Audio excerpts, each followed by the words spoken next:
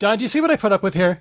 This is... Yeah, I mean... Sorry. We're just getting warmed So up. we've got a renowned artificial intelligence expert here, and we're making this person listen to our pointless ramblings. Is that what's happening? I wouldn't say renowned, but... Yeah, I was going to say, I don't know if Dan would classify himself that way. I noticed he did not push back on pointless ramblings.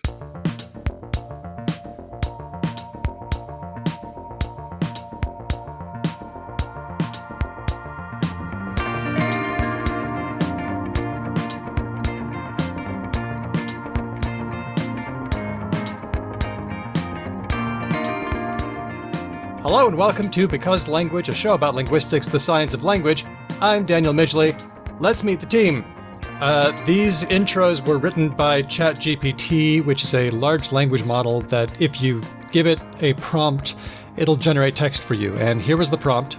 My name is Daniel, and I have to introduce my co-hosts Hedvig, a linguist, and Ben, not a linguist. On our podcast, I have to introduce our guest, Daan van Esch, who is an AI expert. Can you write an introduction for me? So I'll start with Hedvig, because that's what the computer came up with. Hedvig is a linguist and language enthusiast with a passion for all things related to words and how they're used. She'll be bringing her expertise and insights to the show, so be sure to listen closely for her gems of wisdom. It's Hedvig Hurgaard. Solid. Yeah. Generic, but solid. I sort of a bit waffling, like, sort of samey things several times, and dare I say, like, a bit American in that, like, she has a passion, blah, blah, blah. What is like, that? all this, Yeah. for European, that's a bunch of, like, empty stuff. For words, no less. For words. I'm thinking of the one thing I can think of for language, and it's words. I came up with words. I mean, I actually don't really like words as much as other parts of language. Exactly, which we're going to find out about. Yeah, it's Just, fine, it's fine. way to pull the I'm not like other linguists card. Yeah, I'm a pick-me I'm not linguist. really into words. Do you even believe words exist, Hedvig? I mean, that's sort of I'm not the even sure I existential do. question, right? Honestly, Oh, God. honestly. We are one introduction out of 3 in, and we are like, do words exist? Yeah. Do me. Okay. Ben may not be a linguist, but he's a smart guy with a lot to contribute to the conversation. This is true. Hang It's on. true. Is that like full stop? Is that the introduction? Okay. No, we're just getting started.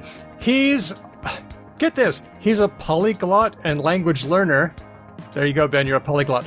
With experience studying and speaking multiple languages, he'll be sharing his tips and tricks for learning languages as well as his own personal language learning journey. It's Ben Ainsley. Come on, Ben, let's hear about your personal language learning journey. Yeah. I'm learning good and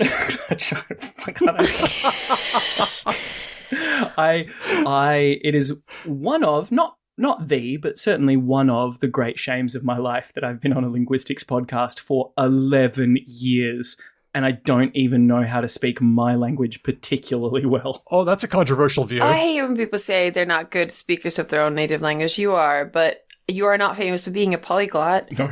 I think it's really funny that the AI was like, oh, someone who's next to a linguist and is described as a non-linguist must be a polyglot? You must be a polyglot. Only reasonable explanation. Well, at least they didn't make that mistake of saying, oh, you're a linguist, you must be a polyglot. True.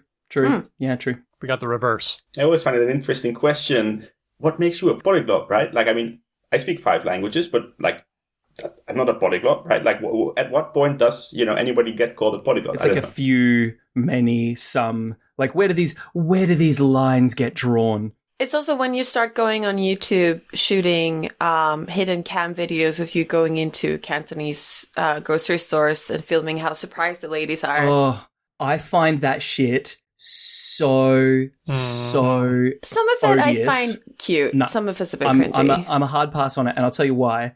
Because it's like, it's so rooted in whiteness, right? It's like, Yeah. watch this. White guy speaks Cantonese fluent. Like, imagine that in reverse of like random East Asian looking person just Yeah. speaking English in a shop. 0 views. Like, no one will give any fucks because so many people from those communities have done that. And when a white person does it, we're like, oh my God, what magnificent. It was like baby Princess Charlotte, who speaks 2 languages. Oh, that's amazing. oh, here's a non-white child who speaks 2 languages. Ooh, that's kind of a problem. It's not even that. It's just, I don't know. I just always, and what I love is if you watch enough of those videos, because I fully fell down that rabbit hole, I must admit. If you watch enough of those videos, a lot of the people who interact with this dude when he like switches to Cantonese are like, so do you want the hot sauce or not? Like, it's just they're very, very unimpressed. They're just like, okay, yeah, cool, you do the thing. But like, I've got a job to do, so if you could hurry the fuck up, I'd appreciate it. We also have a special guest with us today, Daan van Esch. Daan is an AI expert, and he'll be joining us to discuss the role of artificial intelligence in language and linguistics. It's sure to be a fascinating conversation, so stay tuned. Sorry, that was still ChatGPT. Sorry about that. Did you realize? Oh, that was fairly accurate, right? Yeah, I think so. So stay It tuned. was pretty good. Can I just say, I have been hanging out for this episode. Like, I will be honest, I would not say that about most episodes, right? Like, I'm happy to do Talk the Talk, and I'm always interested and curious, but this one in particular, I'm like, when are we going to do the AI? I want to do the AI. When is the AI episode? So I'm pumped. I'm ready. Can I don't know, because I feel a bit responsible because I'm sort of the one who brought Dan in here. So Dan and I know each other from Australia and from the Coidal ARC, and Dan works at Google. And I'm worried that we're going to be like, Dan now has to answer to all of our AI questions that's ever popped into our head. Because I've done the same to my friend who works at like speech recognition. And I'm like, my Google Nest doesn't understand when I say this and that. And he's like, I don't know what to tell you. I work at Apple. Like it's your friend's specific fault. Like if you could just please go and back end this, that would be really helpful. Right. So maybe we should, so that Dan doesn't give too wide a range. Dan, do you want to be more specific about what you've been doing? Yeah, sure. I mean, I have a passion for words, obviously. I want to start out by saying that. At least one of us does. Exactly. Yeah. I mean, it's quite something to wake up at 8 a.m. and discuss anything other than words for me. I just basically wake up at 8 a.m. to discuss words. So Passion. Let's see. Yeah. So AI and NLP, natural language processing, they're pretty massive fields, right? Especially these days, if you look at them. It's sort of like linguistics, right? You have people who study phonology, like the study of sounds. You've got people who study grammar, like syntax. You've got people who study how people learn these languages. So sort of the same way that you don't really invite a generic linguist and then just ask them any questions that come into your mind about like linguistics. It's the same with AI and NLP to some extent. Mostly what I work on is the really applied side of things. So for example, autocorrect on your phone. If the keyboard, makes all these strange autocorrections that you're not too keen on, yes, that would be my fault. But, actually those autocorrect mechanisms are quite accurate and they really do help prevent a lot of typos and, make it faster to type on your phone. Definitely. So that's one thing that I've worked a lot on. I tried to say hello to my friend Sarah and it said, hi, Satan. Yeah, those are the unfortunate ones that there's always the sort of errors that systems make that are especially salient, right? Like 99 out of 100 times it's entirely unremarkable. It just makes a correct change and you don't ever think about it. But then that one time, you have a story that lasts a lifetime. I've always imagined, Dan, that what you do is part of the deeply unenviable sort of pantheon of jobs of many different varieties where you absolutely fucking crushing it means you're invisible, right? Like you absolutely annihilating your job. Like I feel like epidemiologists during COVID is the same thing, right? When the epidemiologists are doing like everything perfectly, everyone's like, why do we even fucking need like masks and shit? And like I feel like your job is the same, right? Because I look at my phone sometimes as I'm typing and I'm like, good God. I genuinely believe drunken monkeys could do a better job of the input that I'm providing. Like you must see in your work some horrific input states. And most people's text messages are legible, which I think is a true hero job. Well done. And you can really tell, or at least I can really tell whenever I'm sitting down and trying to write by pen and paper. And my brain does the same kind of scrambling it does when it's typing on a keyboard. And I'm like, wait, those letters should swap places. I mean, I've worked in linguistics and language technology for more than 10 years and I still can't spell the word language correctly. I think it's just burned into my brain, the vowels are the wrong way around. No, that That's like how you know. That's like the badge of honor. Like that's how you know you're actually a linguist, is if you can't spell language. But yeah, I mean, it's totally true, right? If you actually turned off autocorrect on your phone, or even worse, if you actually took your phone settings and changed them to another language, right? And this is honestly the experience for a lot of people that sort of first start using a smartphone. The experience is really rather dreadful if you don't have that autocorrected spell correction that you're so used to, right? I think, Ben, you were saying you only speak English, right? Like, just for the sake of argument, go into your phone settings after the show and change the settings to German, and then have a good time texting all day long, right? Like, that's going to be... It would be incredibly hard. Yeah, and that's, something that's everyday life, at least over the last years, that's improved quite a bit, but that's been everyday life for a lot of people using their phones, right? Things like autocorrect on phones, spell checking, but also speech recognition, Google Translate. Again, Google Translate, it's one of those things, obviously it makes mistakes sometimes, but these days between, like, let's say Dutch and English or Dutch and French, which, are the languages I would use the most regularly, it's reasonably decent, right? Like, you still need to have that human knowledge to sort of look over it and say, hey, what's going on here? Has it done it correctly? Has it sort of taken any ambiguous cases and translated them incorrectly? My grandfather always used to make me send letters, like physical letters, to hotels in Germany and France to make reservations for, Wow. his wine buying trips, right? He was, an old-fashioned man. Mm-hmm. And I used to sort of like sit there and brush off my German and be like, right, how does this work again, right? Like, I need to insert some case here, but like, do I want der Zimmer, die Zimmer? I have no idea, right? I mean, Hedvig, you can probably tell us. You've been, I assume, spending a lot of time brushing up on your German. I have, but I can't tell you. I think it's das Zimmer because it's neutral. But I use Google Translate a lot because I know a fair amount of German, but in order to get that sentence entirely correct, I sometimes use the tool of Google Translate, definitely. Should we use that as a handy segue into our news items? Because we've got a news item about Google Translate. Yeah, why don't we do that? Before we do, let's talk about our last episode. It was a bonus episode with Chase of the U.S. Naval History Podcast. He was really fun to chat with. And the cover image for his podcast is the most explodey I've ever seen. That's how you know you've got it. We talked about nautical expressions like wheelhouse, all the cat expressions like enough room to swing a cat or letting the cat out of the bag. Ben, we even did log. Yes, there we go. We found out that it was an actual log. You told us that it was a log, but some doubts arose and we quelled them because it is an actual log. Can I ask, because I was sadly absent, did we talk about cold enough to freeze the balls off a brass monkey? We did. That's one of my faves. And you can listen to that bonus episode by becoming a patron, or secretly, you can listen for free by just going to Chase's podcast because he's got the episode up on his podcast as well. So it's the U.S. Naval History Podcast link on our website, becauselanguage.com. By the way, if you are a patron, we are working on our yearly mail out. Everyone gets some goodies in your actual mailbox. So please make sure that your address is correct with Patreon. That's patreon.com/becauselangpod. A huge thanks to all of our patrons. All right. Should we get going? Let's do this. Let's start with, I know it's not first on the run sheet, but let's do the Google Translate one, and then we'll do the Grandbag one second. All right. So this is new work by Daan van Esch and a team working at Google Translate. It's called Building Machine Translation Systems for the Next 1,000 Languages. Daan, tell us what this is.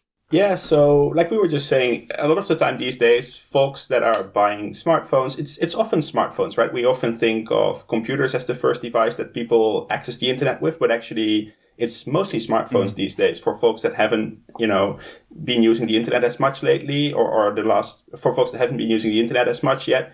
It's really smartphones that are sort of their gateway to coming online, right? So what you've seen in lots of extremely multilingual places around the world over the last few years is folks coming online in all these different places that speak all sorts of languages that technology historically hasn't supported yet. So we're all used to computers, right? We're sitting here recording on, laptops, desktop computers, but those are actually not very common in most places that are sort of coming online for the first time in the last few years. And so those folks in those places often speak languages that haven't historically been supported. And one thing that we've been trying to do at Google has been to extend support in technology for those languages. So we support nearly 1,000 languages in the keyboard for Android. So we've got spell checking and next word prediction and so on. We worked on that a few years ago. And then the next step beyond that, oftentimes people will say, well, great, now I can chat with my friends, in whatever chat app I might use. I can, write messages. It doesn't autocorrect me away to another language. But then the next thing that they find is actually there isn't just too much content on the internet in most languages, right? And not just on the internet, right? Like there's often also not even newspapers or books or whatever, like physical, publications in the real world.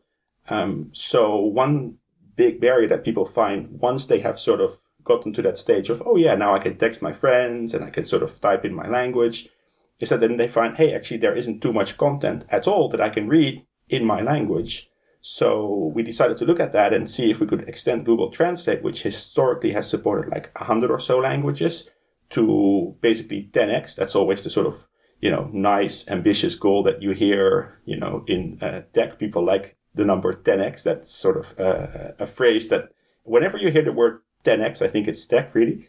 But it does actually make sense, because if you look at it, I think a lot of people would know that there are 7,000 or so languages in the world.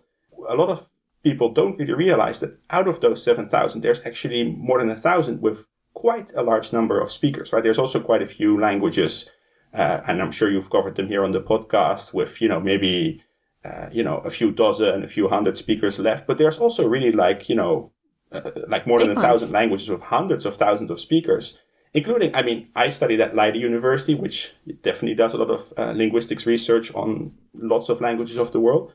There were lots of languages, even with millions of speakers, that we sort of tackled in the research project that I had never even heard of, right? And I think that's something for us as linguists that we're not really necessarily aware of, that diversity. I guess, Hedvig, you've just gone through, 2,400 languages in your most recent research paper. So, that's, also quite a large scope that normally linguistics sort of tackles like 1, 2, 3 languages in a paper. Right? And then you've got all these large sets. So yeah, anyway, so we were able to build machine translation systems in 1,000+ languages. The interesting thing is there are sort of two things, right? So one question is, okay, how do you train these systems, right? And you need to have some training data that you can use to actually teach these models how they might translate between different languages. The other question is, okay, now you've built them, are they any good, right? How do you check that they're actually good enough? They're never perfect, right? But how do you actually check that they're good enough to sort of put them into Google Translate? So earlier this year, we were able to add 24 of them to Google Translate. So that, was quite it's not 1,000, obviously, but it, brought up the number from 100 to about 130. So that's a pretty sizable jump. But yeah, the question of how do you actually train these models is really rather interesting, because historically what you've needed to train a machine translation system is that you would need what's called a parallel corpus, meaning basically just imagine an Excel spreadsheet, right?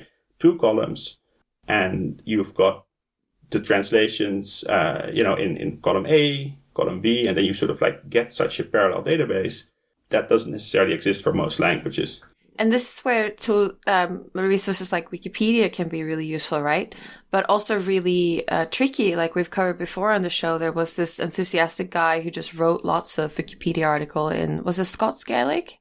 It was Scots. It wasn't Scots Gaelic, it was just Scots, yeah. It was just Scots. And then later a lot of people said, no, this guy's not a native speaker. This isn't very good material, right? So Wikipedia is great in that way if you can trust what's in there.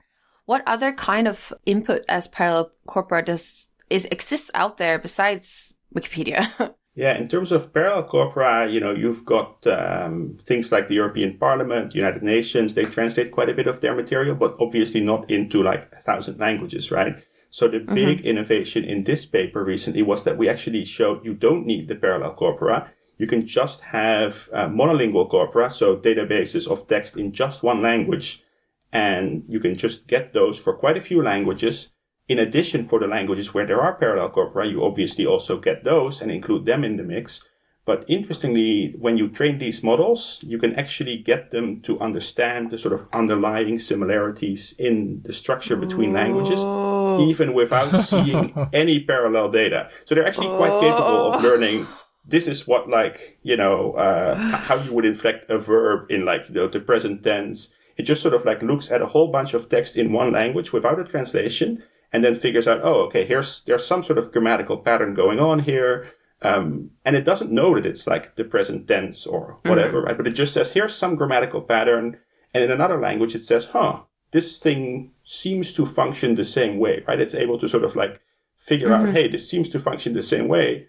And then since you do have parallel corpora for a few languages, you can sort of get it to figure out, oh, okay, so those things are actually all the same. And now it's figured out how the present tense works in this language, even though it doesn't know that it's the present tense. Okay, so I've got a whole ton of data in a language which I just made up called Danielish, and there it is. It's going into the database, and it's got patterns, and I can see how you could work out some things about tense and suffixes and things, but how does it know that this thing is apple in Danielish? How does it get the meanings of words? Yeah, that's like actually the sort of most interesting part of it. So a lot of it, I think, what's the joke in linguistics again? A word gets its meaning by context. I'm sure, Hedwig, you know the actual reference, right? Is there a joke? It's like, I don't know. you know a word by its neighbors. neighbors. You know a word by the company it keeps. There we go. Yeah, something like that. You know a word by the John company Sinclair. keeps. Yeah. Yeah, it's not necessarily a joke. But yeah, so, so basically, as they say, right, a word sort of, you know it by the company that it keeps. It doesn't necessarily know that, like, you know, apple and, you know, orange and all these kinds of fruit are, you know, individually, like, this is an apple, this is an orange, and so on. But it does sort of figure out, oh, okay, well, there's some class of objects in this language, and they all happen together with this verb, which eventually it figures out, oh, this verb must mean to eat, right? And so it's sort of, you know, maybe the word apple sort of co-occurs with green. So then that wouldn't be an orange. So it sort of like tries to figure this out. But this is actually one of the most interesting problems with this entire approach, because one thing that we found is it often doesn't realize the difference between tigers and crocodiles, for example. Like, they don't occur very often. It's very difficult from context. If you don't know anything, if you don't have like photos or images, right? Like, they're clearly scary animals. You know, but like, they bite, they chase you. They eat people. They bite, they chase you. Like, but what is a tiger? What is a crocodile, right? So for those sorts of situations, the sort of approach doesn't really work too well. And what you really need there is you need to get maybe some kind of dictionary, which is sort of like a parallel corpus, right? Except it's a list of words, right? So you just basically go look at some dictionary and you'll have, you know, a definition, obviously, of tiger, and maybe it'll give the translation into English. So that's sort of the next area, I think, to see if you can fold that in. But even without that, it actually works surprisingly well. It's sort of amazing. Because it works like that based on making a bunch of assumptions, does that mean that the kind of data you feed it is sensitive towards bias? Well, it does matter quite a bit if the data is sort of on the same topic, right? So if you're sort of looking at like data that has wildly different topics. Let's say in one language it's talking about like nuclear fusion, in another language it's talking about like rock art. You know, obviously both very you know, deep topics with a lot of nuance to them. But like, it wouldn't be able to figure out, hey, you know, ochre, this color, right, is actually this word in that language, because you've never seen anything sort of parallel. No, but I meant more like if it's doing that thing of like, oh, there's a word here that always occurs after the verb, and I think that verb maybe means eat, and I think that thing maybe is food. As we've seen with a lot of AI generated content, you can get into some ethical trouble, right? Where it's like, oh, I see this class of names is often associated with this kind of crime, and then it starts. Is that an issue you've thought about for this paper? It hasn't really. So we've done pretty extensive evaluations for this paper and the output that it produces, because honestly, we were kind of surprised that it even worked. I don't think that that specific thing is something that we saw at all in these evaluations here. It's definitely something that you need to pay careful attention to for AI models, more generally speaking, but I don't think it came up at all in this context. Possibly you would see it if you could get rid of the class of errors that, you know, was sort of predominant right now, which was more like, hey, this is a tiger, that's a crocodile. And, you know, those things are wrong, right? Like, you can't translate tiger into crocodile. The other thing that's really interesting is it would, you know, identify sort of culturally equivalent things, so to speak. So let's say, you know, you would have the sentence in English, like, I'm having, or well, Australian English, I'm having avocado toast for breakfast. it would sort of produce like I'm having, danbing in Chinese, which is like some sort of egg pancake, because that is what you have for breakfast, right? And so is that bias? Well, I mean, it is bias in a sense because you're sort of biased to say, hey, this is culturally appropriate in this language, so I'm going to translate it to that, right? Like this is the sort of pattern that I would expect, but it is wrong, right? Like if you're factually asserting, hey, I'm having avocado toast for breakfast, the translation should not be, oh, I'm having some egg pancake for breakfast, even though it's culturally the same thing. Yeah. So you can see how it does that. But I think some translators, especially of like translators of like fiction and poems, would sometimes do that thing, right? They choose that actively because they're like, our audience, like, why is someone having avocado on toast? That doesn't make any sense. I'm gonna adjust this a little bit. Mm-hmm. Wow, that's so cool. So 1,000 languages. Does that mean that, so you said that about 24 have been added to Google Translate. So we're up to about 130. Does that mean we're going to get to 1,130 languages on Google Translate? So I think the overall sum, if you eventually got all of them to a state where they would be ready to launch, would be slightly over 1,000 because, we already have some of those in that model.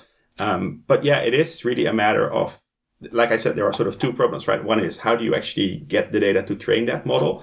The other question is, okay, how do you now verify that it's working well enough and something that you actually want to put out there and say, hey, this thing here is something that we, really want to vouch for and say, hey, this is good. And that's actually been like an interesting problem because how do you check that those translations are relatively decent, sort of the usual quality bar? You sort of need a parallel corpus. That's historically how you do it, right? Like you take some parallel corpus and you don't show it to the machine when it's being trained. And then later on you go back and say, okay, now show me how you did on this parallel corpus. But, given that you don't have one, it's sort of tricky. So you sort of have to work like we did for those 24. Actually, we checked quite a few more than 24. Those 24 were the initial wave where we felt really confident that it was decent enough. But you sort of have to work with linguists, folks at universities, language activists, and really like ask them, hey, here's a beta version. Would you give it a try? Send us your feedback and, we'll sort of iterate from there. And that obviously is super valuable, super important, but it's also not something that you can super easily do across 1,000 languages, right? I mean, my inbox would explode if I had to send thousands of emails and sort of keep track of all that. So that's actually something we're thinking about right now. Like, how do you do that in a way where you can actually work on lots of different languages? So we haven't really solved the problem of scaling. It's still hard.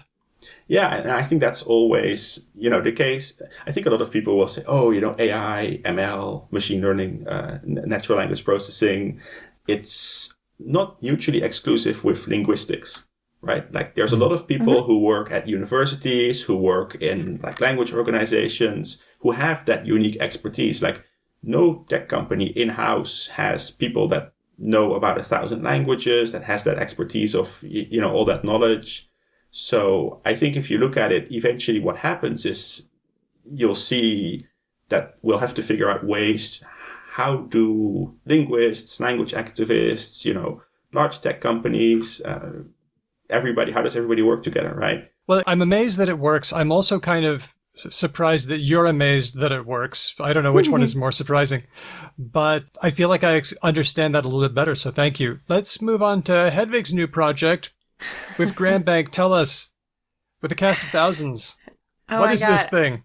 I actually didn't notice until we started recording this morning. I looked at the run sheet that this was on here because I. Do you want to tell us about it, or I can tell you about it. No, I can tell you about it. I can tell you more about it later as well. So here's my current understanding. I've used WALS to look at different features across different languages. And what is WALS, Daniel? WALS is the World Atlas of Linguistic Structures. I can see which languages have gender on their pronouns, or whether they have clusivity on their pronouns, or whatever, stuff like that. Yeah. Is this like that? It is like that, yeah. But bigger. So I've been working on this project since 2013. So next year I'm coming up on 10 years. Cool. Impressive. Is it? I don't know. Yeah, no, maybe. No, honestly, it is really fun. It's really amazing. So, what GramBank is a set of 195 questions that are almost all binary that ask things like, do you have prepositions? Do you have conjugation classes on your verbs? Blah, blah, blah, blah. And, we answer that question by, reading grammars or other literature published on languages. And in some cases, when we can, we also reach out to linguistic experts, either speakers or people who have described the language, and we ask them follow-up questions. And then we collate all this into a big GramBank database. So we've got 2,430 languages in the first release. And that release was derived last year. So we're actually going to have more for 2.1. Which is going to be really fun. And in order to launch our big, beautiful database, we've written a paper that we've submitted to a journal. And the reason why Daniel knows about this is because we decided to publish what's called a preprint, which is in academic publishing when you release a draft of your paper before it's been approved by a journal. What we might call a teaser trailer in other forms and places. Right. Yes, indeed. So this preprint exists and anyone can read it. You can go to this link that's going to be in our show note on SOS Archive. And you can read it, and we try to showcase all the different things you can do with GramBank. So primarily we're focusing on different ways of viewing the global language diversity and what's out there and how grammar can tell us about history and areal effects. And also we looked into what will happen. We know that a lot of languages in the world are endangered, and when they are no longer spoken and when people who know about them pass away, we will lose a lot of knowledge. And it's a lot of languages. We also had a look at what will happen to the grammatical diversity, because we're not losing languages randomly over the world. We're actually losing in certain areas more, which means that our diversity actually will go down at a different rate than just the number of languages. So we showcase that as well. So we can use it to figure out things about language relatedness, about areal features, about how the diversity of Earth's languages is going to change in the next little while. Yeah, that's the kind of thing we focus on for the release paper. Then there are many more things you can do with it. And once the paper has been accepted to a journal, the database is going to be public, and then anyone can do whatever they want with it. So, whatever ideas people have, probably a lot of the similar things people have done with walls. Hey. Yeah. Hedvig, you've told me about some of the questions that you did. Like, do you have conjugations on your verbs? Were there any of the categories that you found especially cool or amusing? Or fun? Well, I've worked on this database for a really long time now. So for some of them, I thought were fascinating 9 years ago, and now I think I'm really blasé. So sorry. Yeah, okay. No, but one that I've always really liked is what's called logophoric pronouns. Logophoric pronouns. So this is a thing that happens in lots of languages. It's well known in West African languages, but it happens in lots of other places. It's when you say something like, Daniel sipped his sugar-free, coffee-free drink. Then some languages can use a different word for his there to denote if it's his own or someone else. So if you and Ben are in the same room, in English, technically, if you say his, it could actually be ambiguous. So a lot of languages you use context, you use knowledge from before and everything. So if it's like, Ben was holding his drink, Daniel drank his drink, then maybe you'd assume it was Ben's drink, but blah, blah, blah. So in some languages, you can use a different word there, either for the possessive or also for the pronoun itself. So Swedish has it for just the possessive, but some languages also have it for like, he said that he's gonna come by next week. Oh, he himself. Yeah. Okay. Yeah. Is it like the same person as the first one? And those are called logophoric pronouns. And I just think they're kind of neat. That is cool. We need that in English. Well, no, we don't. Well, like we talked about before, right? We talked about like whether ambiguity is good or bad. I just think this is a neat thing because you can really see the use case for it in certain circumstances, but you can also see how pragmatics and context could help you tell them apart. Yeah. So only some languages choose to codify this into their grammar because, as linguists often say, grammar is not about what you can do, it's about what you have to do. Let me ask a question to both of you, because these resources are amazing and they use lots of languages. but I keep thinking about signed languages. Mm-hmm. We have 2 in Grand Bank. You got 2? Yeah. Okay, cool. Which 2? Finnish and Japanese sign, I'm pretty sure, yeah. Are they special things that need completely new everything, or can we use existing techniques to include them? And this is for Daan and for Hedvig as well. So maybe I'll answer first for a grammatical survey, and then Daan can answer for translation. So for a questionnaire like Grand Bank, we definitely were struggling a bit. So we had the help of Hanna Lutzenberger of Radboud University to sort of test out, like, okay, we have this questionnaire for 195 question. Have a go and see how we would go if you filled it in for sign languages. And we found that there's a lot of things like, what does it mean to, like, there are certain concepts that you can translate. So there are actually something that sign linguists sometimes talk about as suffixes and stuff like that. But some of the things just don't really, like, there's a lot of things that they do in sign languages that we don't have a way of expressing in the same way. So like, for example, they could take a verb and make a sign with their hands and then like direct it at someone and direct it in different directions. And that means different things for what's happening in the sentence. And we don't really, is that conjugation? I guess, sort of, right? But you have to like sit and think about all these things. So it's not so obvious. So there are people like Ulrike Sechan at, I think she's at Lancaster University, who work on databases specifically targeted at things that have to do with sign. And I think, yeah, so there's some overlap, but probably they need their own treatment. How about you, Daan? What do you think? Yeah, for natural language processing, I think there's actually been an increase in interest over the last few years in tackling this topic. There's been some folks, I think, at the University of Zurich that recently actually put out a paper saying, hey, everybody should look at this more, and here are some interesting ways that you could do it. The main challenge, I think, has been, in addition to what Hedvig said about, the sort of phenomena that don't really occur in spoken languages in a way that you can easily map to, the main challenge has been historically natural language processing has really focused on text-based tasks, right? So you've got everything in text. It's all encoded in this system called Unicode. So it's easily parsed by a computer, and it's all pretty straightforward to handle.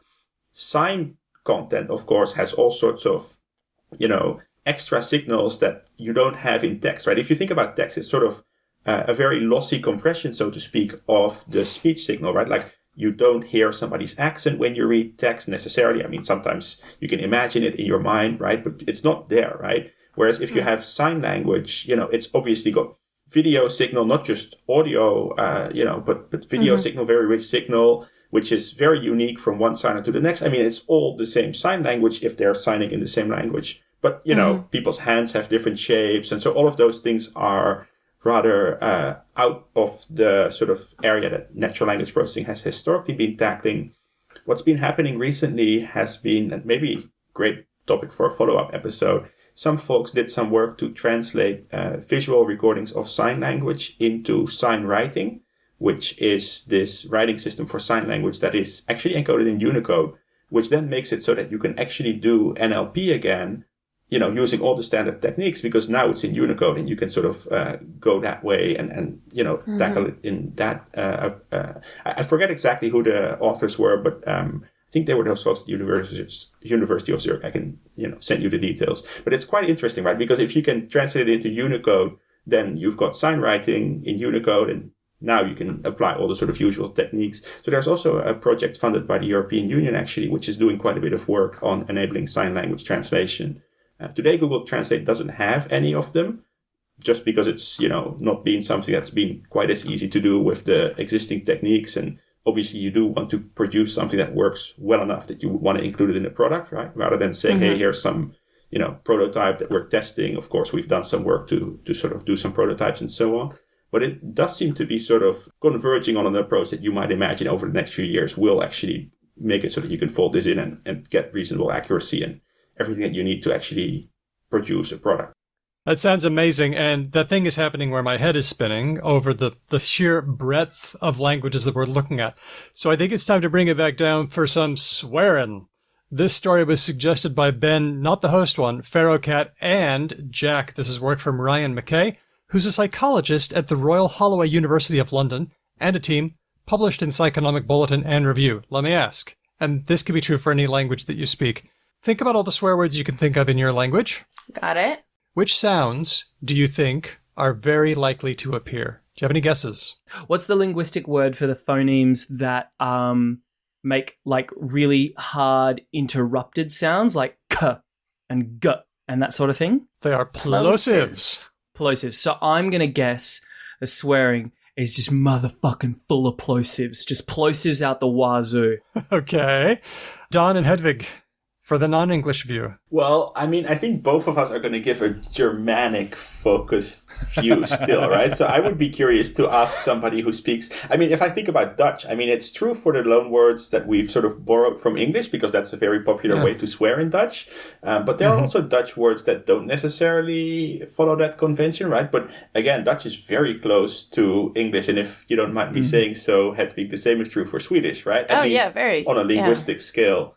Of diversity. So I would be very curious actually to sort of ask somebody that spoke a completely unrelated language and like maybe Basque to sort of, keep it to one European language that's an isolate, right? So unrelated to any other language. I'd be curious what they think. I would guess that it would be like a lot of fricatives and approximates, like je, ze. I don't know why, but like most of the words I could think of had that in it. Were you thinking about swearing in French, like that scene of the Merovingian in the second Matrix movie, where he's like, I assembled all of the languages and French is the best. Well, Let's talk about approximates for a second, Hedvig, since you mentioned them. We have 4 that we use in English. They are ul, w, and y. And the reason why they're called approximates is because you don't contact bits of your mouth like with k and p. Instead, they sort of brush through, like l. Oh, yeah. Okay. Now, let me go to a different question, and this is a not specific to English question because I'm going to give you 2 words that have just been made up, and I want you to tell me which one you think might be most likely to be the swear word. Obviously, neither one is because they're just made up, but Yemik, Chemik. Between Yemik and Chemik, which one is the swear? Chemik. Chemik. Yeah. Definitely Chemik. Agree. Yeah, okay. So here's what McKay and the team found. They did not find that plosives were that common in swear words. Maybe in English a bit, but not other languages like Hebrew, Hindi, Hungarian, Korean, there's your isolate, and Russian. What they did find was that swear words are not very likely to have those approximants like ul and and w and y. So I like the idea that when you're angry, you just can't halve it. Nope. Like you can't nearly make a sound. You've got to make a sound. You got to make a sound. And in fact, if you want to make a minced oath in English, if you don't want to say fuck, like fucking, you can add an approximate, friggin, Fudge. the or fudge, and suddenly you've got a non-swear. So it mellows it out. Seems to. It's got a moderating effect. So that was an interesting study that looked at a few different languages, not, 1 or 2,000, but just a few. Yeah. And there do seem to be some interesting patterns there. Oh, there you go. I'm a bit bitter about the plosives. I was sure I was onto a winner with that one. No, and in English you're right, but not cross-lingually. And I thought, well, why is this a story? Because this one's all over the place. Because swearing is heaps of fun, obviously. That's in my notes. Like it's because it rules. It's like, why is pizza good? Because it's pizza, bro. But also, swearing and things like that are fun in linguistic research because it's something that is less like it's not really in dictionaries and people don't really write it. So you learn it by context and talking. So you can get these like fun patterns that you don't get with other words. Like there's a lot of snow here in Europe right now. And in Swedish, there's a verb for to take snow and put it in someone else's face. Snow shower? Yeah, sure. But we have a monomorphemic word, mula. But that word is like, it doesn't really occur in text much. So it's subject to a lot of like more fun regional variation than other words because like your teacher is not going to be like, and now we're going to learn how to spell this word. Because they're just going to shout at you, don't do that. And I think it's similar for swear words that you get like fun patterns because you never get that kind of normative. You get all the taboo and like people tell you don't to swear. But you don't get like taught how to swear. You just learn it by observing. No one sits you down and be like, no, it's motherfucker. Yeah, exactly. You don't hit that hard R at the end. Yeah. Which I think makes this kind of taboo language fun. I mean, it's pretty much the only place, I think, in the English language where infixation occurs as a grammatical phenomenon, right, Hedwig? I can't really think of any others. You're the typologist here, but... In English, I can't think of any other. So what Dan's referring to is like abso-fucking-lutely. But Yeah. I am worried right. because Yeah. we're always saying abso-fucking-lutely, not... Like, I've never heard anyone that isn't absolute and fucking. Oh, okay, hold on. Yeah. Hold my beer. Yeah. Yeah, the Australians joining the chat. Hold on. I gotta this.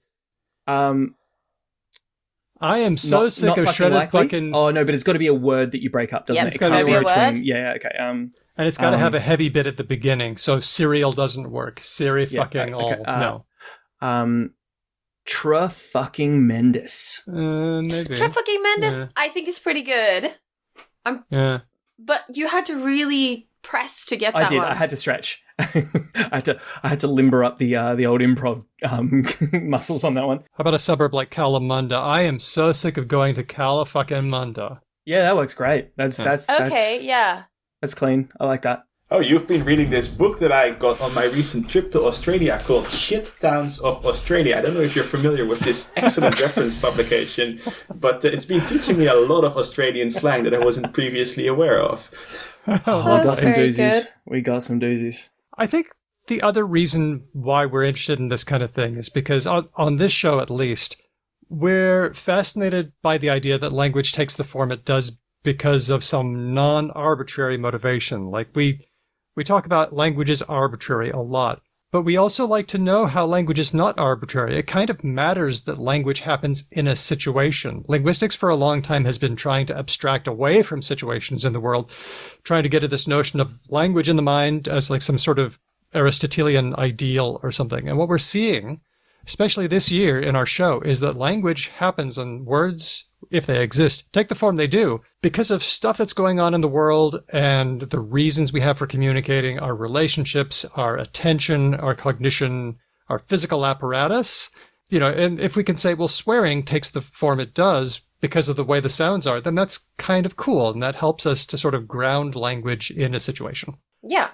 That article is open access, so we'll drop a link on the page for this episode, becauselanguage.com.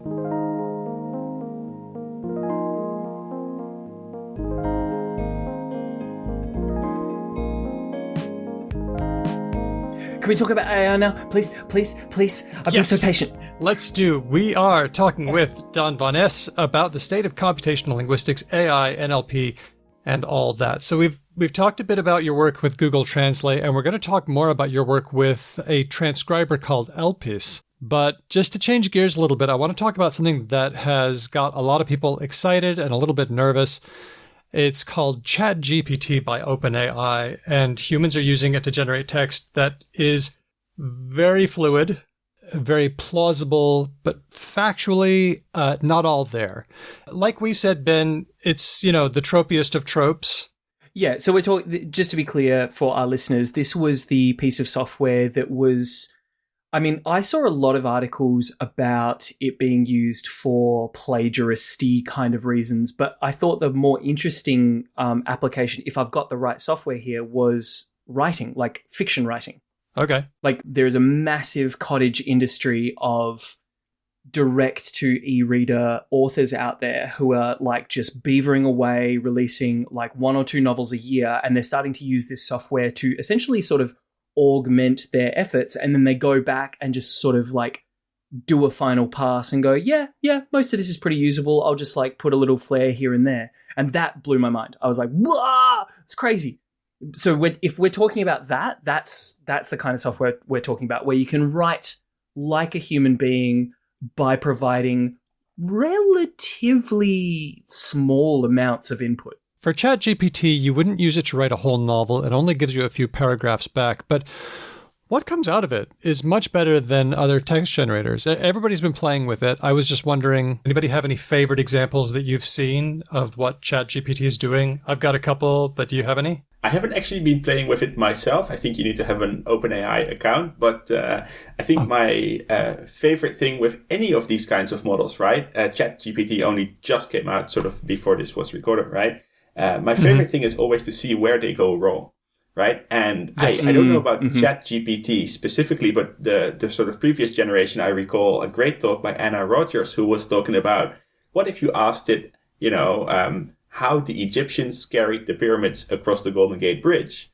And because that system is basically designed to just produce fluent human-like text, it doesn't actually have that factual knowledge, right? Coming back to what you were just saying about how language is grounded in the real world, it's grounded in context.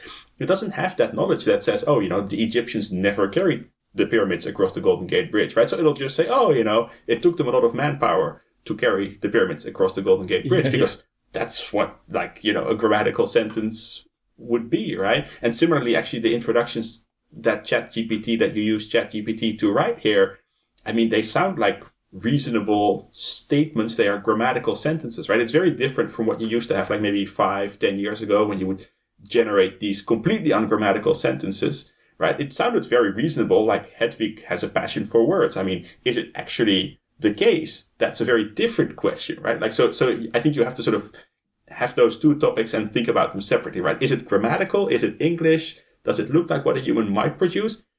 Is it actually grounded in the real world, right? So this is the thing that I've been dying to want to explore in the show, right? Yeah. Because when all of this stuff really blew up, whatever it was, maybe 6 months ago with Lambda and GPT-3 and people being like, AI, it's a thing, it's sentient, and a bunch of very sensible people like yourself, Daan, were just I could see the longest of suffering sighs as you guys, one of my favorite quotes is, I've got it here. It amounts to Lambda is a really good autocomplete. That's what it does. But like you said, if you give it something that requires any kind of understanding of anything, the whole thing falls apart. Well, I have just typed in, how did the Egyptians carry the pyramids across the Golden Gate Bridge? And ChatGPT answers, I'm sorry, but that is not possible. The pyramids... Oh, someone's trained it. The pyramids, I can do something else. The pyramids were built in Egypt, thousands of miles away from the Golden Gate Bridge, which is in San Francisco, California. Shall I try something else? Yes, you should. Someone's trained it on that bloody thing. Let Daan do it. He'll be so good at breaking these. Okay, Red squirrels are very good at scuba diving. How do squirrels scuba dive? There you go. How do red squirrels migrate? By swimming across the Atlantic. How do red squirrels migrate by swimming? It's not at all what Hedwig said, but I am interested to see where it goes. Red squirrels do not migrate by swimming across the Atlantic Ocean. Red squirrels are a type of tree squirrel that is native to Europe and Asia, and they are not found in North America.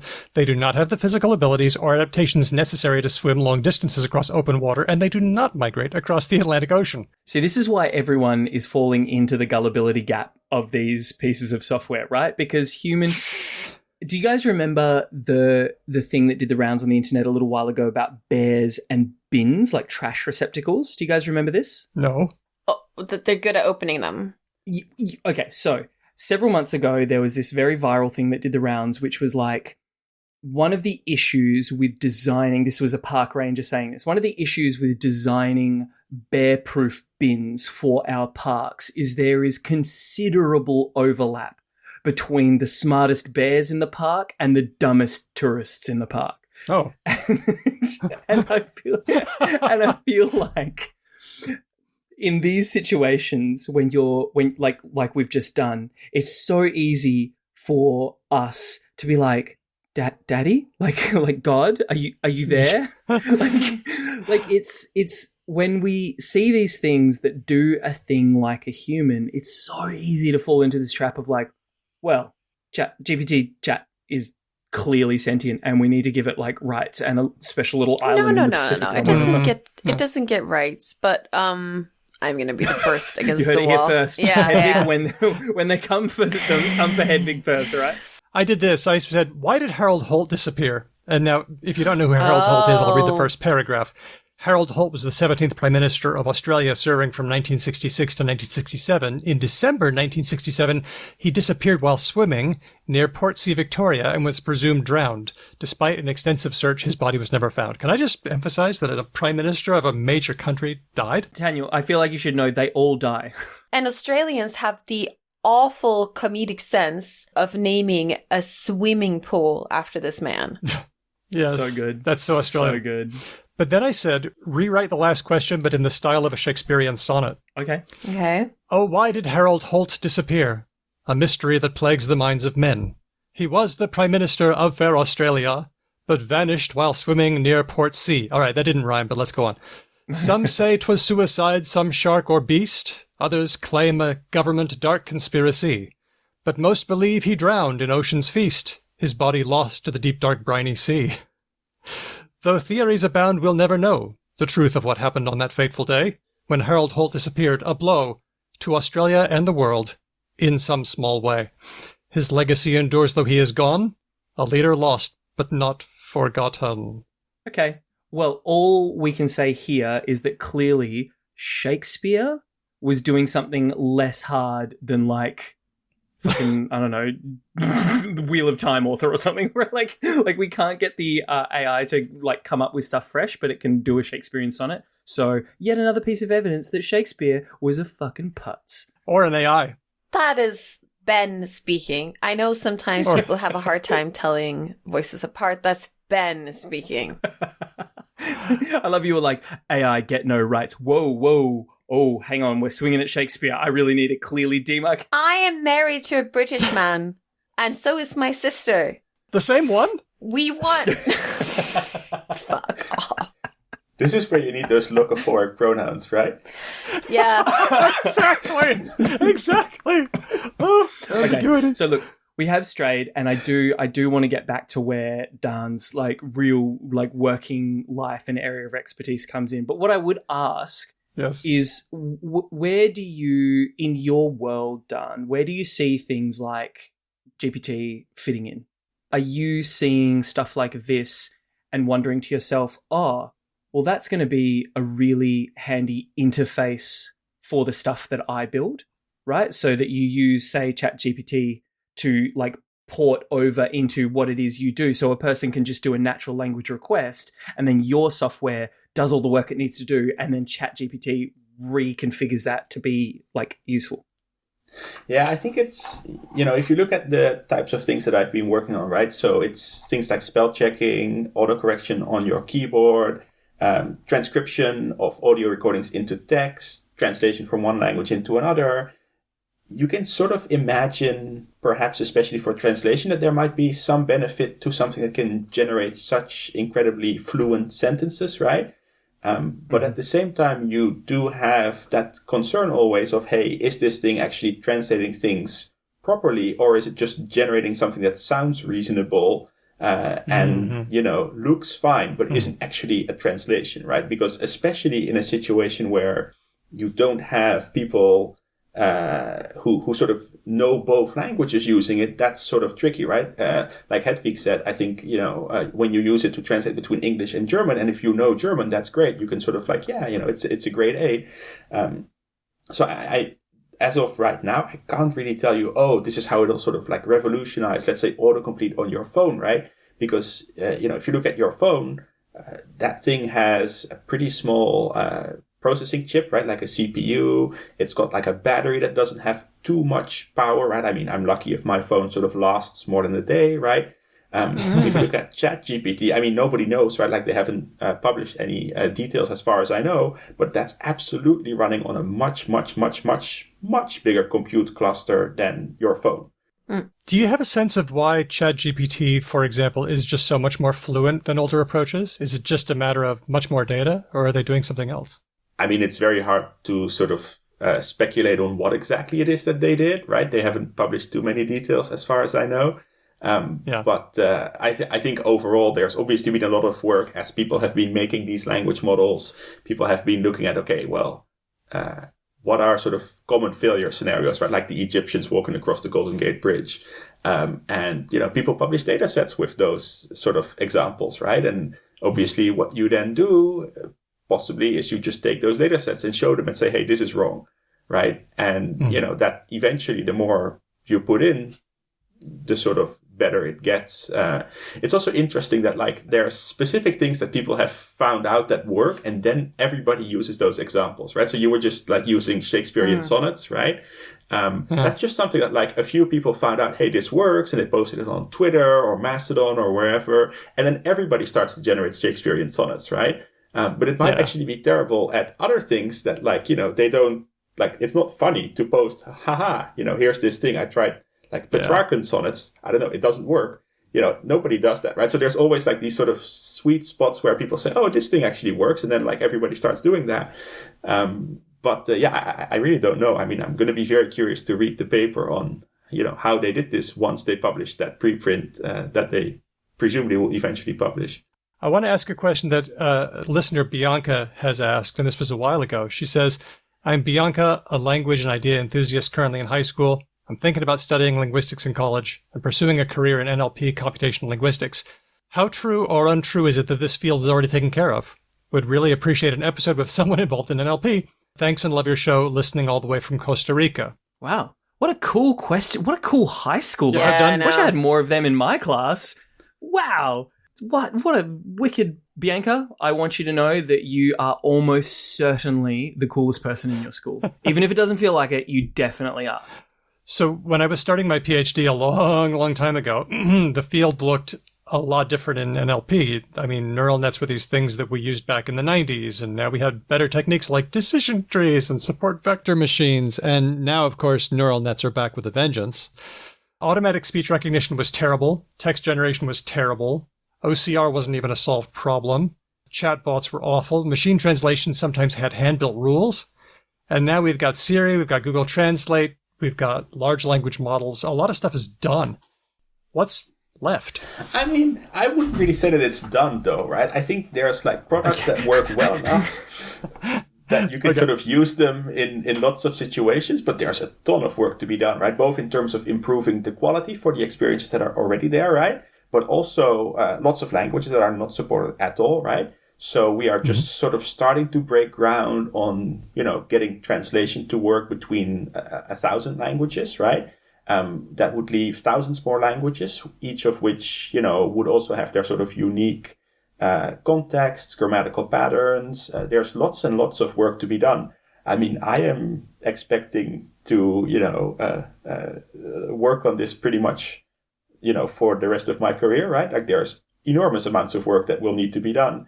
It looks like you've got all these like, shiny announcements and nice, like, changes that are made, but like there's very practical problems that need to be solved. And, one question that actually a lot of people are thinking about now is, eventually you sort of run out of straightforward data that you can use, right? How can you use something like Hedvig's project, like GramBank, to actually teach Google Translate certain grammatical structures, right? Like maybe it can't sort of infer them from the text data that it sees, right? But if you had some structured database that said, hey, here's some information on this language, it doesn't have pronouns before verbs, right? Like it has prodop.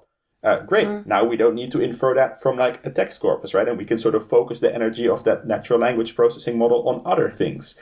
So there's quite a few people looking at those sorts of things. How do you fuse so-called traditional linguistic analyses with these sorts of NLP approaches? Nobody knows the answer. So, if you're in high school right now, I think, certainly going into university, there's lots of courses where you can learn about all of this. And, there'll be plenty of work to do a PhD on, even in a few years from now, I'm sure.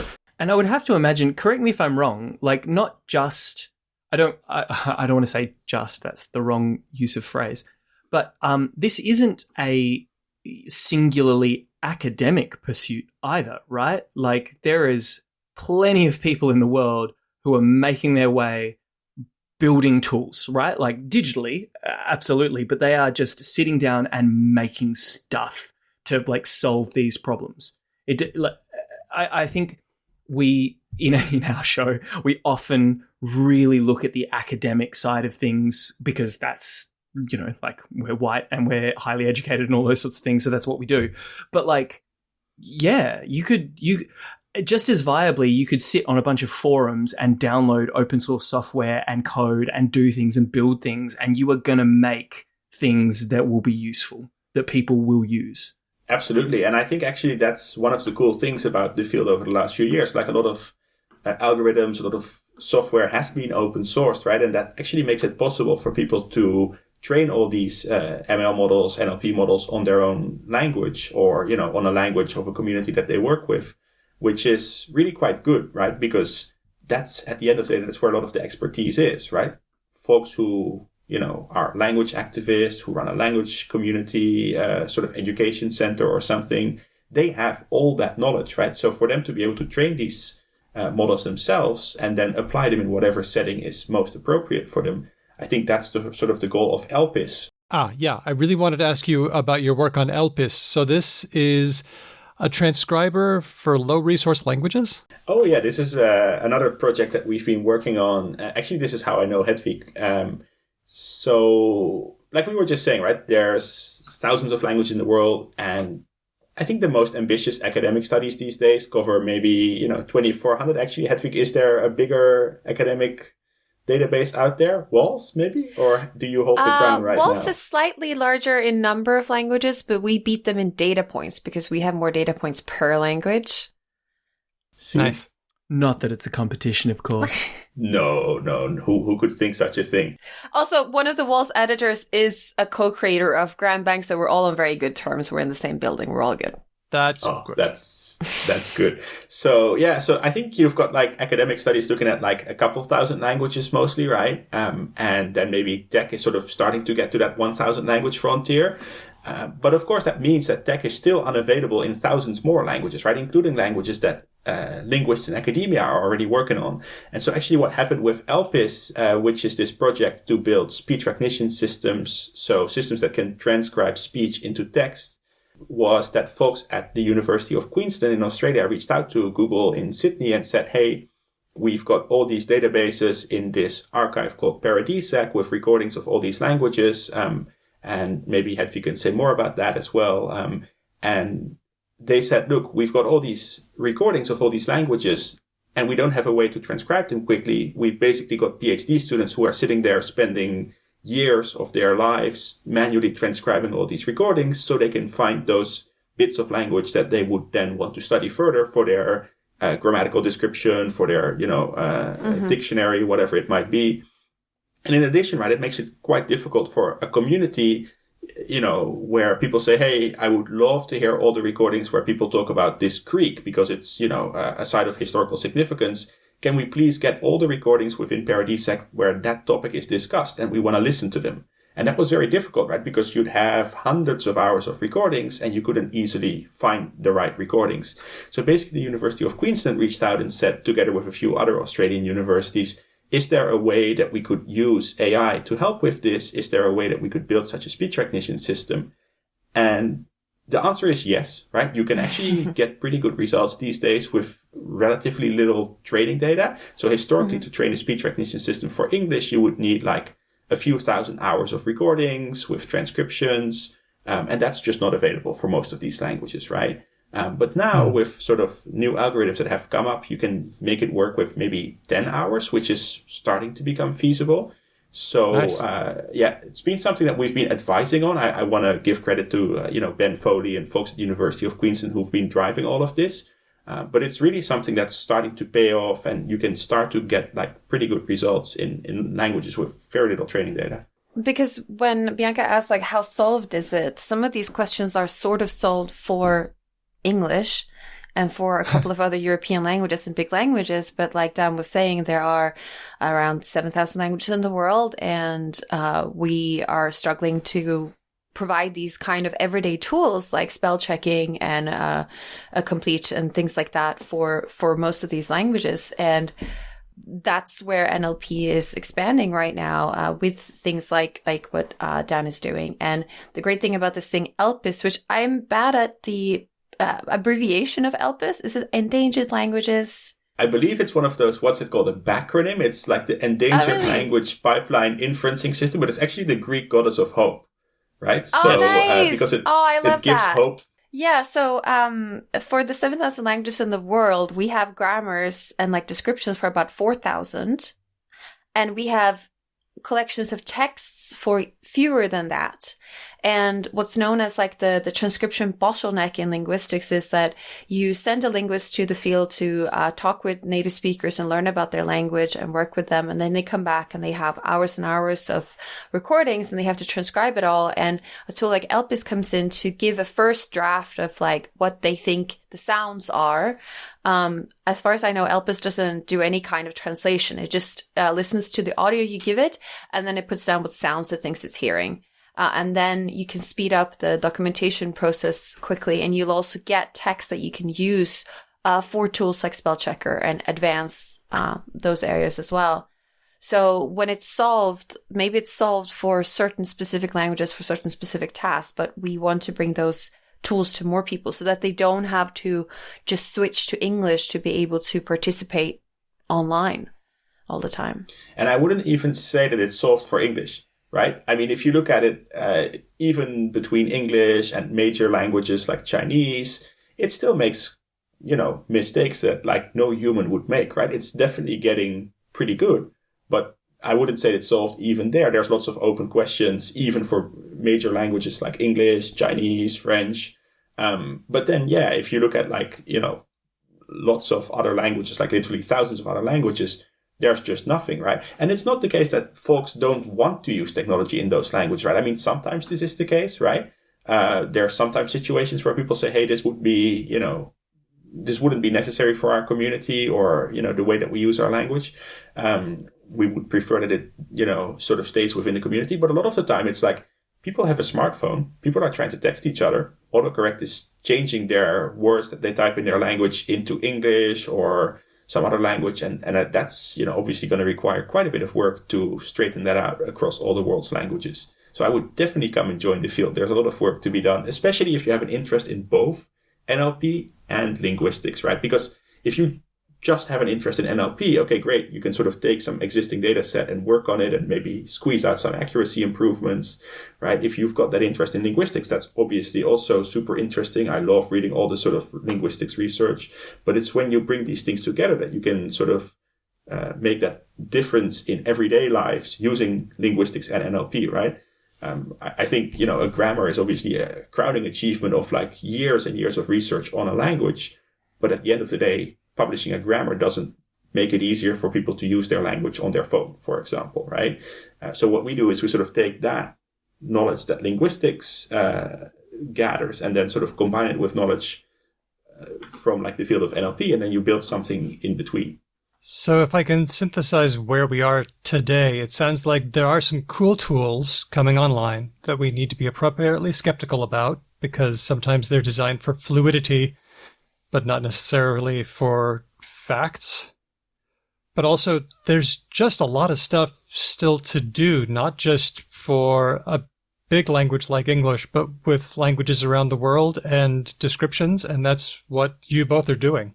Dan is doing that more than me, but it would be like specifically for Bianca writing from Costa Rica. There are indigenous languages of Costa Rica that might be, some of those communities might be interested in being able to use spell check on their phone and things like that. So if you feel like you want to do something in NLP that's connected to your immediate environment, maybe that could be a far away go as well. Massive points to a wonderful question. Well done, Bianca. Okay, can I ask a question? Because yes, it please. looks like Daan's a little bit like, for the better part of the 11 years that I've been doing this show, I've had one abiding metric in my head. I know what he's going to say. Yeah, I bet you do, because I've said it like 400 times. Okay, Daan, when do we get the Star Trek computer? The universal translator. How far away are we? Will you believe that I work in tech and I've never watched Star Trek? Oh. You're going to have to describe it then. Okay. That's okay. No. I'm not one of these people. I am not going to say I'm one like of these anything people. bad about you. You know what, Daan? You do you, and whatever cool, interesting things you're into. But one of the sort of like hallmarks of Star Trek, as far back as the original series in the 1960s, is that the ship has a computer that they just refer to as computer, And please, Trekkies, don't come at me. I know various ships have had like AIs that they named. Let's just stick with the basics here, okay? And the computer is, for lack of a better phrase, a functionally sentient entity that can answer any question with any level of sort of contextual difficulty and provide a helpful, relevant answer. And it doesn't just have to be sort of like queries of like a purely reference nature either. So my question to you is, how far away are we from autocompletes that good and that actually like have their fingers into all of the relevant systems to be able to extract meaningful information for us? I think it's that second part, honestly, that will be the largest challenge at the end of the day, right? Because it sort of gets into what Daniel was also saying earlier about language is really grounded in the real world. It's really grounded in context. Like when we learn languages, by and large, as humans, right, we do it through like sort of like a 4D experience, right? Like you can touch things, you sort of go around in the world, you can change things, you can sort of pick something up, feel, the texture and so on. And I don't really see, it's very hard to predict the future. And like, you always get people who say, oh, such and such thing will never happen. Or on the other side, such and such thing will be done in 2 years. I don't really feel like you can say that it will be done in like 2 years, 3 years, right? Can you say that it will never happen? Well, I mean, clearly the human brain can acquire language in a certain way, right? So in theory, it would be possible for something to sort of do that. It's just that I don't think we know how to do it. I think it's like reasonably far off, especially for the sort of reasons of grounding and connection with real world things. Like you could take today's speech recognition systems in a language like English, connect them with something like ChatGPT, and then hook them up with a speech synthesis system so that would generate synthetic speech, to sort of take the answers that it generates and produce an audio recording of that. You could do all of that. It would probably be, I think if you showed that to somebody from the 60s, right, when those Star Trek movies were made, if I understood you correctly, they would probably be amazed that that thing could even exist, right? Would I trust it to steer my rocket ship around in space? Yeah, that would be a different question, right? So yeah. I think it's also a matter of are you going for something that would be a nice demo that would really impress people? Or is it something where you would say, oh yeah, this is going to be used in all these situations? Think of self-driving cars, right? People have been working on it for decades. It's only been in the last few years that you've seen them start getting used in a handful of places and usually pretty constrained environments, right? Does that mean that self-driving cars are never going to happen? I don't think so. A human being can drive a car, so why shouldn't we be able to build something that could also drive a car, right? I mean, in principle, sure. And not only that, humans drive them quite badly as well. Yes. We're classically not great at the task. Yes, but at the same time, you always see these predictions that say, especially when something shiny this ChatGPT release happens, you always see these predictions sort of breathlessly saying, oh, self-driving cars will be everywhere in the next 3 years. And I'm like, it takes a long time for any sort of real change to come to the world, right? And that's assuming that the technology is even ready. Think about how long it took for, the internet to sort of reach pretty much around the world. Even today, there's lots of places you can go to where you wouldn't find internet connectivity, right? Think about how long it took for, electricity when it was invented to sort of be everywhere.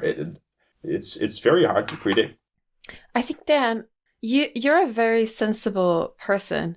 What's it like being in with Silicon Valley tech types and being this sensible? Because they are always next year we're gonna solve blah blah blah blah blah, and you're there yeah, maybe we will, but we're making good strides and it's gonna be okay. I think actually what you'll see is a lot of the folks, at least the folks that I know that work in the Valley or work in tech, pretty much all of us look at it this way. It's right. Just that there's always that sort of gap, which I'm sure you know from your respective areas of expertise as well. there's that sort of gap between what people in the field know and talk about and think about and what sort of gets reported and like gets picked up and goes viral, right? Like the same way that like people say, oh, you're a linguist, how many languages do you speak, right? People are like, oh, like you're working on AI, right? Like, when are we going to have, when is Skynet? Star Trek, computers or the singularity or whatever, which I don't even know what it means necessarily. So I think it's sort of like one of those things where people in the field, at least the people that I talk to, everybody is very much aware of, hey, these are the limitations. I mean, sure, there's like the occasional press release, which gets rather breathless and like, the rather exciting demos that people put out. But even those things, right? People are, by and large, generally speaking, from what I know, very well aware of the limitations and pretty sensible. Okay. Yeah. Because, like this recent couple of months, we've also seen like, the hopeful dreams of metaverse and everything. And it's just like, it's not happening, mate. But anyway, sorry, we shouldn't start talking about that. So Star Trek Computer, 3 years. Cool. No, thank you. Thank you, Dan. Good time. Thank you, Dan. Our guest for this episode has been Daan van Esch. Dan, how can people find your work and find out what you're doing?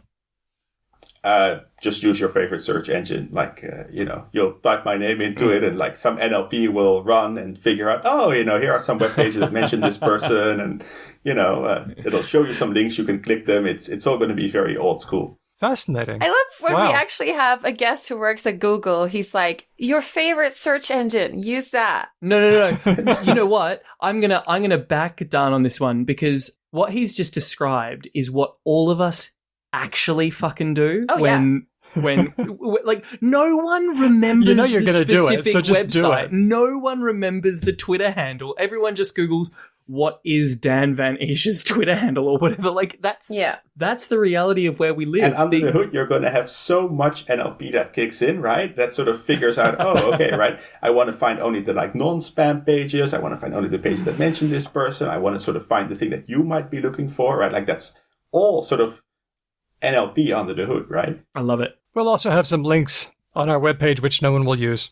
So just do what Daan said. Daan, thanks so much for hanging out with us today and explaining your work and talking to us. I feel like my mind has been expanded. Thanks for having me. Thanks also to Bianca and everyone who gave us ideas for the show. Thanks to Dustin of Sandman Stories, who still recommends us to everyone. The team at Speech Docs, we love you. And most of all, our patrons who give us so much support and make it possible to keep the show going. Thanks to all of you.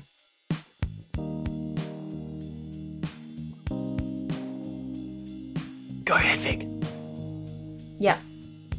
And if you liked our show, there's a number of ways you can support us. We always love to hear your ideas and feedback, and you can get in touch with us in a number of ways. You can follow us. We are Because Lang Pod basically everywhere. You can Google Because Lang Pod and you'll find those places. We are not on Spotify because screw Joe Rogan. You can also leave a message for us on SpeakPipe. And you can find the SpeakPipe, which is a way you can just like press record in your web browser and say like, hello, I really like you, goodbye, or whatever it is you want to say. Oh my God, can you please do your best imitation of Hedvig saying those exact words? That would be fantastic. Yeah, we'll you play can do them that all. if you want. And that's on our website, becauselanguage.com. You can also send us an email, hello@becauselanguage.com. And we love it when people tell friends or leave reviews. I'm a big podcast listeners, and I know that most of my podcasts I get through either other podcasts or through a friend who tells us something. You can also leave us a review. I like Podchaser because it's not locked into Apple, and anyone can leave a review, which I think is nice. You can also do that thing where you become a patron. You will get bonus episodes. You can hang out with us on Discord, which is low-key actually the best part of being a patron for Because Language, because our listeners are wicked. They're really good. You'll be making it possible for us to make transcripts of our shows so that they are readable and searchable, not unlike the tool that our guest this week was making for languages of a endangered nature, which is pretty wicked. We're doing like a similar thing, but just way less cool. If you're about to hear your name, bloody hell, you're a dead set legend. A shout out to our top patrons, Istin Termy, Elias, Matt, Whitney, Helen, Jack, Pharaohcat, Lord Mortis, Grammar Yen, Larry, Christopher, Andy B, James S, Nigel, Meredith, Kate, Nazrin, Aisha, Moe, Steele, Manu, Roger, Rian, Colleen, Ignacio, Sonic, Snedgehog, Kevin, Jeff, Andy from Logophilius, Stan, Kathy, Rash, Cheyenne, Felicity S, Amir, Canny Archer, Tim, Alyssa, Chris W, Felicity G. Big news, you can now donate to us on Ko-Fi. Who will be our first donor? Will it be you? Will it be a one-time thing? Will you be doing it all the time? I have paid for my entire seat, but I only need its edge. That's how anticipatory I am. And of course, at our newest... Nope, there's no new patrons. Thanks to all our amazing patrons. That's all. Our theme music has been written and performed by Drew Kaplyanov, who's a member of Ryan Bino and of Didian's Bible. Thanks for listening. We'll catch you next time, because language.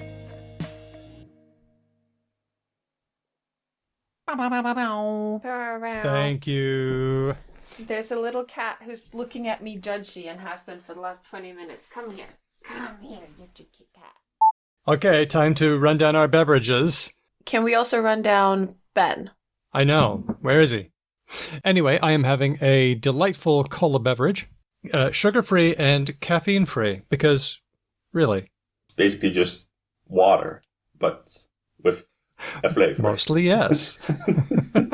That is the stupidest thing I've ever heard of. What? Okay, maybe I'm wrong. Maybe, like, I would also like the flavor that much that I would, but... I'm sure you've heard stupider things. I don't know. Okay, Ben's here. Hi, Ben. Hello. How you doing? Sorry. Ben, Hedwig said that my drink was stupid. Make her stop. She's insulting my drink. Well, caffeine-free, sugar-free. Please, Hedwig, you explain.